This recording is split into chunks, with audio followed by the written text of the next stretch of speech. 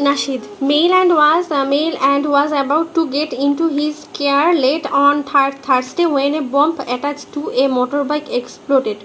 Residents said the blast was heard across the city. Nashid sustained several wounds in the blast and was taken to ADK hospital where he underwent multiple successful surgeries.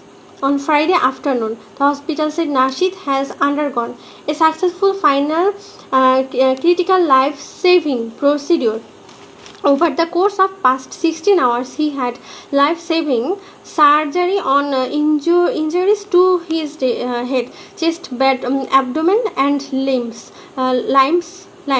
He remains in a critical condition in intensive care. It wrote on Twitter. Nashid's brother Nazim Sattar had tweeted earlier on Friday. They have finished the surgery and now it's the long road to recovery. According to the hospital, Nashid was treated by a multi-specialty specialty medical team after he was brought in around 18:30 p.m. on Friday. The need for further surgeries was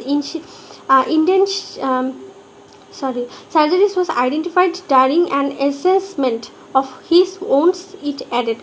His 3 injured bodyguards were also taken to hospital and later released. President Ibrahim Mohammed Soli on Thursday went to the hospital where Nashid, closely was being treated and called an emergency meeting following the attack. Soli said on Friday the explosion was an attack on democracy and the Maldives' tourism-dependent economy and announced that Australian federal police investigators will arrive on Saturday to assist on an investigation. Neither the president nor police have given further details on the attack and no one has claimed responsibility. Meanwhile, many Maldivian officials and citizens took the social media to condemn the attack and wish Nashid a speedy recovery. Neighboring India's External Affairs Minister S. Jaishankar also expressed deep concern at the attack and said Nashid will never be intimidated.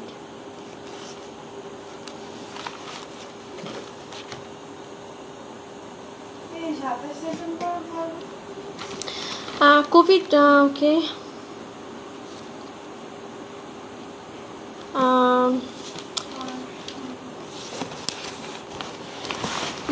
EU nations divided, saying the protection and intellectual property is a source of innovation and must remain so in the future. A Merkel spokeswoman speaking on customary condition and anonymity said Germany is focused instead on how to increase vaccine manufacturers' production capacity. During WTO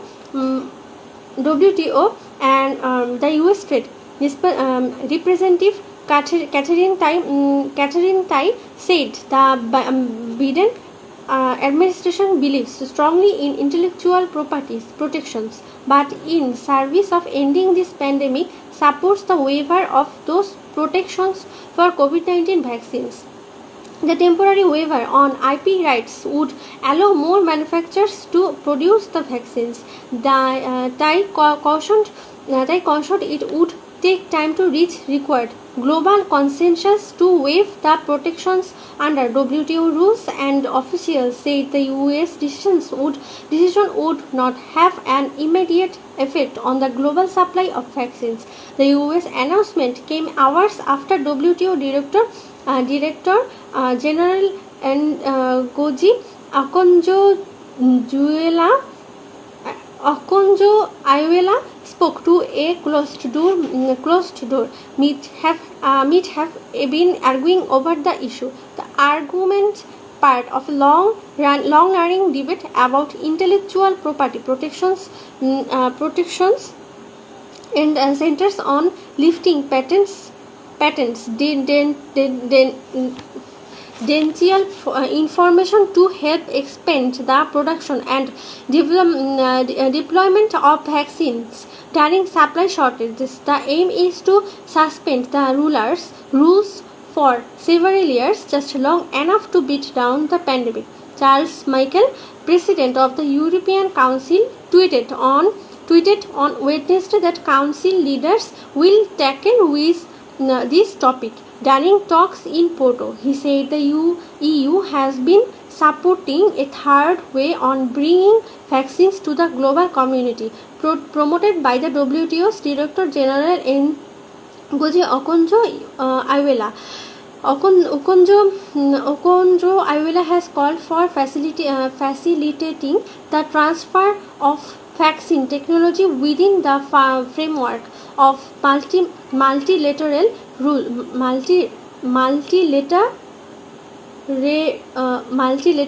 rules, with pharma companies agreeing licensing deals to allow other manufacturers to produce vaccines and other products. Monumental moment in the fight against COVID-19, the World Health Organization has been a proponent of such a move of some time, and the Director General Dr. Tedros Adhanom Ghebreyesus praised the